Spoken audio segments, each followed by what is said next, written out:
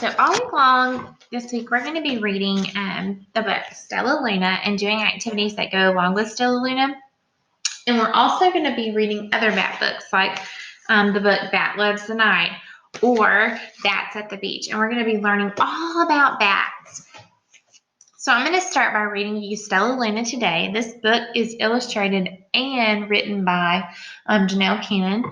And she's such a great artist, but she does a beautiful job telling a story about a bat who gets really confused about what he's supposed to be. He thinks he might be a bird. So let's see what happens to Stellaluna.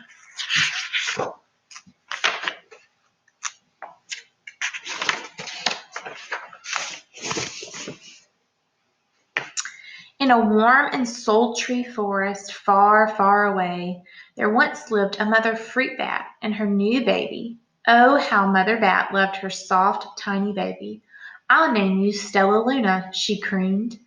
Each night, Mother Bat would carry Stellaluna clutched to her breast as she flew out for search of food.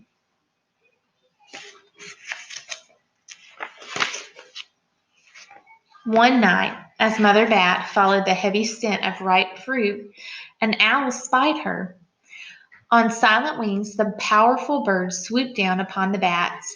Dodging and shrieking, Mother Bat tried to escape, but the owl struck her again and again, knocking Stellaluna into the air. Her baby wings were as limp and useless as a wet paper.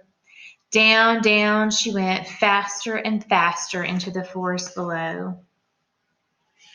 Oh no, how do you think she felt? How do you think Mother Bat felt? She was probably really sad that her baby had disappeared. The dark, leafy tangle of branches caught Stellaluna as she fell. One twig was small enough for Stellaluna's tiny feet. Wrapping her wing about her, she clutched the tiny branch, trembling with cold and fear. Mother, Stellaluna squeaked, where are you? By daybreak, the baby bat could hold on no longer. Down, down again she dropped. Flop! Stellaluna landed headfirst in a soft, downy nest, startling the three baby birds who lived there. Stellaluna quickly clambered from the nest and hung out of sight below it.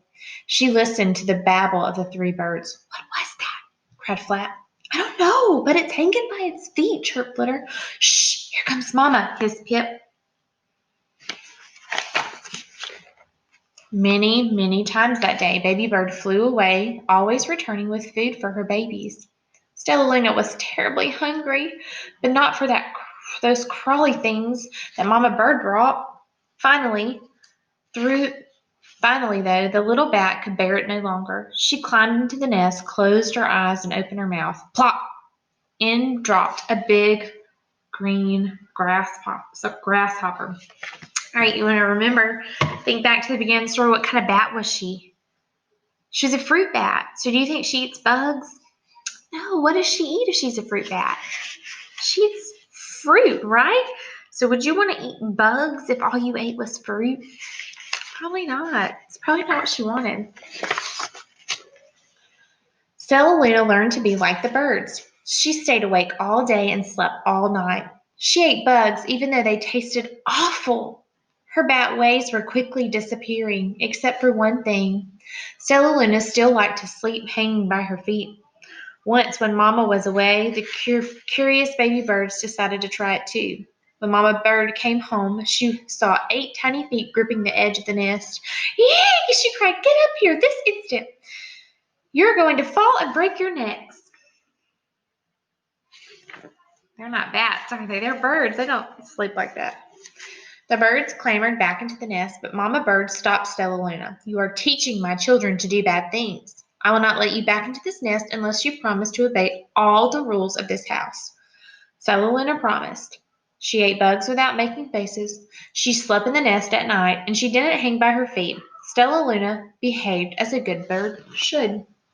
Is Stellaluna a bird? No, she's not a bird. All the babies grew quickly. Soon the nest became crowded. Mama Bird told them it was time to learn to fly. One by one, Pip, Flitter, and Flap and Stellaluna jumped from the nest. Their wings worked. I'm just like them, thought Stellaluna. I can fly too. Pip, Flitter, and Flap landed gracefully on a branch. Stellaluna tried to do the same. How embarrassing. See, she landed like this, and then she almost fell, and then she had to climb back up. I will fly all day, Stellaluna told herself. Then no one will see how clumsy I am. The next day, Pip, Flitter, Flap, and Stellaluna went flying far from home. They flew for hours, exercising their new wings. The sun is setting, warned Flitter. We had better go home, or we will get lost in the dark, said Flap. But Stellaluna had flown far ahead and was nowhere to be seen. The three anxious birds went home without her.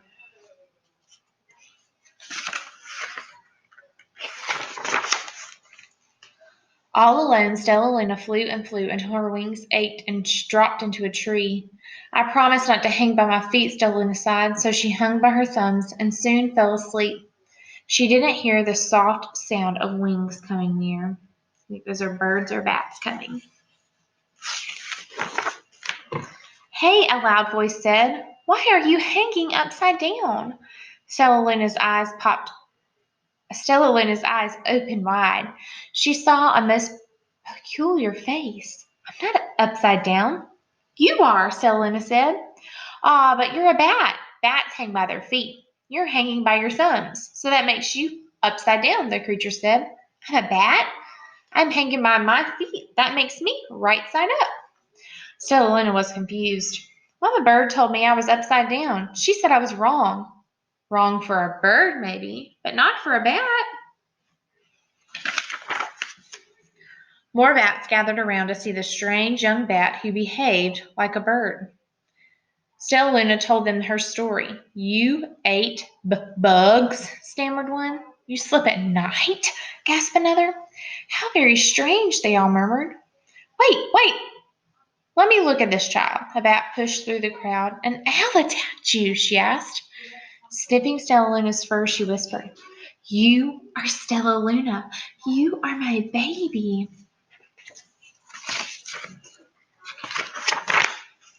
You escaped the owl? Cried Stellaluna. You survived? Yes, said Mother Bat as she wrapped her wings around Stellaluna. Come with me and I'll show you where to find the most delicious fruit. You'll never have to eat another bug as long as you live.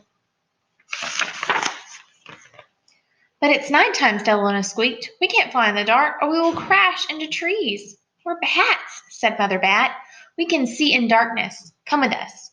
Stellaluna was afraid, but she let go of the tree and dropped into the deep blue sky. Stellaluna could see. She felt as though rays of light shone from her eyes. She was able to see everything in her path. Soon the bats found a mango tree, and Stellaluna ate as much fruit as she could hold. I'll never eat another bug as long as I live, cheered Stellaluna as she stuffed herself full. I must tell Pip, Flitter, and Flap. The next day, Stellaluna went to visit the birds. Come with me and meet my bat family, said Stellaluna. Okay, let's go, agreed Pip. Then hang by their feet. They hang by their feet and they fly at night, and they eat the best food in the world, Stellaluna explained to the birds on their way. As the birds flew among the bats, Flap said, I feel upside down here. So the birds hung by their feet. Wait until dark, Stellaluna said excitedly. We will fly at night. When night came, Stellaluna flew away. Pip, Flitter, and Flap leapt from the tree to follow her. I can't see a thing, yelled Pip. Neither can I, howled Flitter. Aye, shrieked Flap. They're going to crash, gasped Stellaluna. I must rescue them. Stellaluna swooped about, grabbing her friends in the air. She lifted them to a tree, and the birds grasped a branch. Stellaluna hung from the limb above them.